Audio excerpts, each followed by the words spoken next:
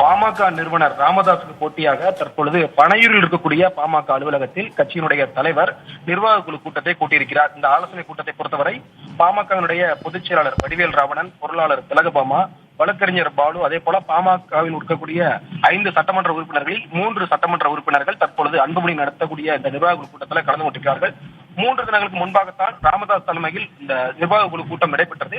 அதில் புதிய நிர்வாகிகள் 21 நிர்வாகிகளை ராமதாஸ் நியமனம் செய்திருந்தார். அதில் அன்புமணியுடைய பெயர் நீக்கம் செய்யப்பட்டதாக ஒரு தகவல் பரவியது.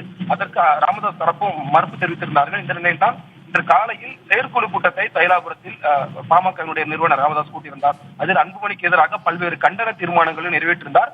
பாமகவினுடைய சட்டமன்ற உறுப்பினர் அருள் பேசும்போது கூட கட்சியில் என்னை நீக்குவதற்கும் என்னை நியமிப்பதற்கும் பாமகவினுடைய நிறுவனர் ராமதாஸ் மட்டுமே அதிகாரம் இருப்பதாக கட்சியினுடைய மூத்த நிர்வாகிகள் தொடரும் அன்புமணிக்கு எதிராக கருத்துக்களை முன்வைத்து பேசியிருந்தார்கள். இந்த நிலையில் தான் நிர்வாக குழு கூட்டத்தை தற்பொழுது அன்புமணி கூட்டியிருக்கிறார்.